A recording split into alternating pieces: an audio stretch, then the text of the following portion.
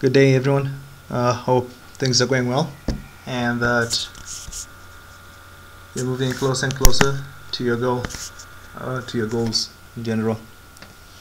Over the past few days, been brushing up a bit on Kenyan history, and I think I realized something that might have been obvious, but I missed it, right? I just took it for granted.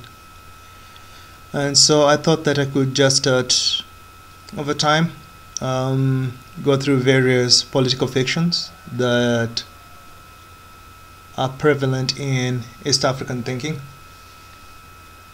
Perhaps we move down to explore some South African thinking. Yeah, because I think it's important to expose political fictions since they are tools used to manipulate and control people into a path or a destiny or a future that they might find objectionable. And so I thought I'd start with the fiction of the Imperial president, specifically when it's in reference to President Daniel Tortich Arap Moi, the late President Arap Moi. Yeah. This idea, I first came across this idea when the 2010 Constitution was being marketed, when it was being campaigned, and it was supposed to be, amongst other things, a tool to prevent another imperial president. By that they meant another person who could rule like Moi.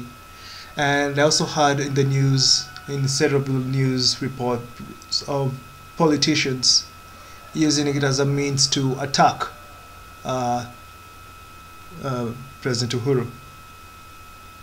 And while I'm not a fan of his politics or his policies or the outcomes of his presidency by and large, I thought it was an interesting tactic, right? And so this idea of an imperial president is a political leader, elected or not, having the power to rule by decree. And this raises a question. How are these otherwise law-breaking officials keen to follow the law only when it comes to orders from the president? They are characterized as corrupt and selfish and ruthless, right? And there's the other question, that is it even possible for one man to rule alone? And I think the answer to this can be gotten from Gaetano Mosca and basically the Italian elite theorists. You could also get the answer to this from James Barnum when in his book The Machiavellians, right? So it's pretty obvious that there is a ruling class. And one can only rule by decree if there is a network of institutions and individuals that can support such a thing to happen, right? And I think you can draw some interesting parallels between Moi and Putin. Anecdotally, they were initially meant to be puppet presidents that turned out not to be puppets. A section of the ruling class that was against both failed to dislodge them, right? In the case of Moi, you could talk about the 1982 coup. And with Putin, you can talk about his dealings with the Western looters and the Russian oligarchs version 1.0 during the Yeltsin era. And we do need to take into account that laws are tools in the hands of the ruling class, right? And laws are made with an aim to facilitate certain ends or goals that they wish to attain. And many times these laws will be sold as public interest, even though they might be private concerns. And the other thing they think they neglected to consider as to why Moi was able to rule by decree, in quotes, is the advantage of ruling long reigns, right? Ruling by Well, if you have stable rule for a long time, and there's that circulation of members within this ruling class, and this individual becomes the anchor, this familiar safe thing it can allow for, yeah, like the longer you rule, the more power you can exert, right? The more influence you have, the more resources you have accumulated. And so if we apply power analysis to the reign of Moi, right, you start saying that this, yeah, how can I demonstrate that that it's a myth, right? Look at the organs of power, right, around during the Moi era. So how does he have? Did he have a significant martial power? Considering the defeat of the 1982 coup and the aftermath, he does have he did have some martial control. And then you consider also the structure of administration that he had under himself, in addition to the civil service, where you have the provincial commissioner, the district commissioner, the district officer, the chief, and the sub-chief. That hierarchy having an administrative police under their control, and they serving as the organs by which they can maintain political control in a locality. And of course, since he has the powers to appoint these people to those offices, then he can appoint his loyalists, right? And also the elimination of certain rivals. I think there's this book by the Scotland Yard detective. I've not read it for several years. I've forgotten the title. But where elements within the power structure or the political of the ruling class that was under the Moi era, getting rid of Robert Ouko by murder, right? So those are indications that he did have some martial power. And if you consider about influence, mass media, right? The role he had with there was only one channel, one television channel, and one radio station, right? The Voice of Kenya, and later we transformed to the Kenyan Broadcasting Company. The amount of influence he had on education, developing the syllabuses, the youth movements that he formed, the 4K Club, his prince-like tendencies, right? So milk being given to school children of a particular age, I think it was primary school children, limiting certain cultural forces, such as evil cultural forces, from taking root, with issues such as gambling, the level of, and the access to certain drugs. You consider his relationship with the church and the Kenyan clergy. He seemed to have a very good relationship with them, and even incidences of him helping them solve certain problems, such that it seemed to be a generally cordial relationship. And I think comparing that with the Kibaki era, right, where he allows some of these forces to go loose, you'd see a certain difference between the level of influence Moi had in comparison to those who took after him. And also the level of control he had over resources, where in particular some of his allies that they were able to work with, they're able to control certain key resources and institutions. And so how is it that he is able to be an imperial president? Well, he has got martial power behind him, he has influence behind him, and he has resources behind him. So it has nothing to do with the rule laws, it has nothing to do with the constitution. And now let's contrast that with something that happens in 2002, which I think was the imposition of a new ruling class, in quotes. New in the sense of certain key institution, control of certain key institutions was going to pass from the hands of the allies of Moi as he was stepping down. And so in the public, there's this new generation of voters, and they're having a new hope, right? And they're being sold this like a new era, right, of freedom and opportunity. And during this transition period, there's a lot of joking and scheming within the ruling class in Kenya. And there was a key minister during the Moi era who even who admitted on TV that they knew all the tricks that were used in rigging, and therefore the Moi supported candidate will not be able to get through and will not be able to win. The coalition that was riding this wave of political reform and the end of an African strongman. And that dream, I think, was shattered by 2007, right? And we can see the parallels of this thing playing out. You know, if you think about post-Mugabe Zimbabwe or post-apartheid South Africa, right?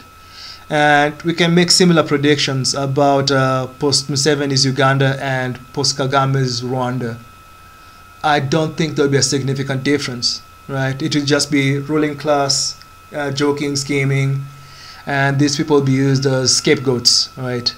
And any changes that people will push for the constitution, they'll say is in order to avoid having another Museveni or avoid having another Kagame, right?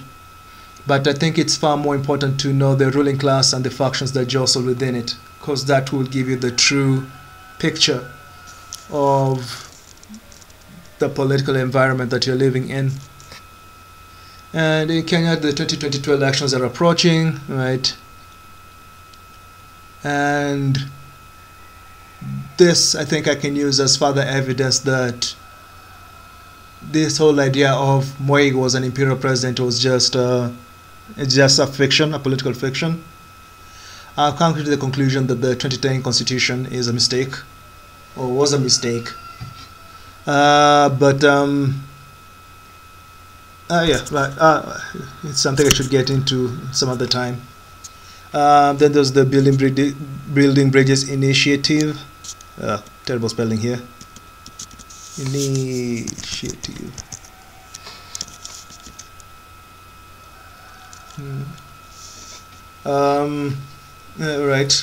Which was supposed to further strengthen the gains made for democracy in Kenya. You notice that the whole push for devolution under that new constitution did not shift power centers. It just increased pieces on the board of the game, right? By allowing more people to have access to the big pot that is the central government and the trillions that are under its control, trillions of shillings, right? Yeah. And you notice all this campaigning and all these policies they're pointing towards laws rather than power, right? And that's what's informing me that these are tools, right? And isn't it important to be aware that it's those who wield the tools that are of greater significance than the tool itself, right? And over time, you start coming to the realization that democracy, rule of law are all parts of a liberal political fiction, right? And you notice all this anti-imperial president talk. It mirrors anti-kingship propaganda, right? And also anti-dictatorship propaganda. When there's a faction that is jostling for power and they're trying to gain support from the people, right? From the masses, and therefore they tend to use this type of rhetoric and this type of language to set up this other political figure as this leviathan that must be slain, this dragon that must be taken down, and the leader of their movement is like Saint George, who is riding into battle and is going to give them freedom from the tyranny of this particular monster. But then this is not a vindication, right, of President Moi or his allies of the actions and the choices they made, the actions they took and the choices they made. Rather that it's wise to note that things aren't any different from the Moi era, right? You have different faces, but they're still playing the same game. The 2010 constitution seized all underground wealth to an institution, right? Because it belongs to the government of Kenya.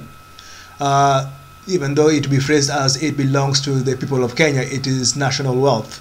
But then with power and with the resources in particular, resources is about control. not about ownership, right?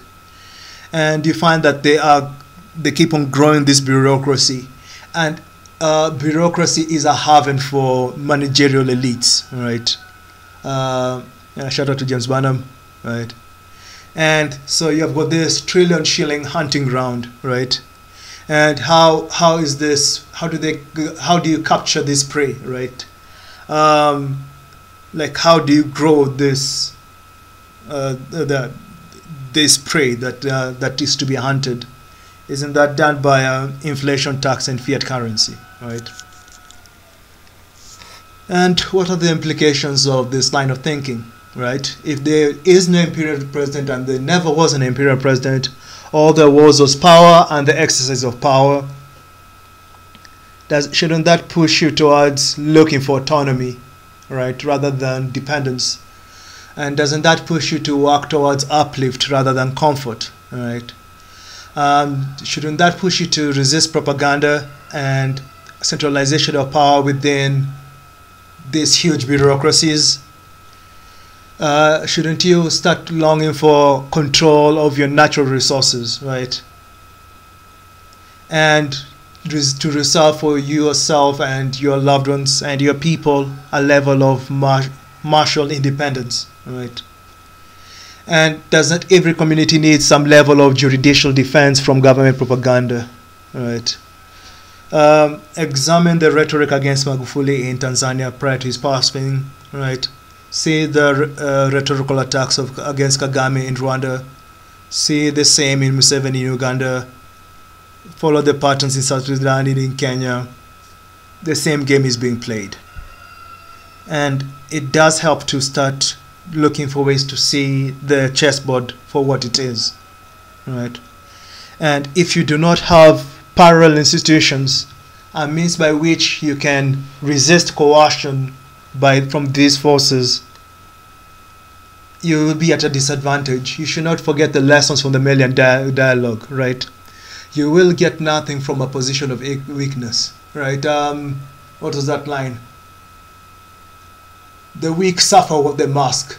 The strong do that which they will. Right? It's not. I can't remember the exact quote, but I guess that works well as a paraphrase.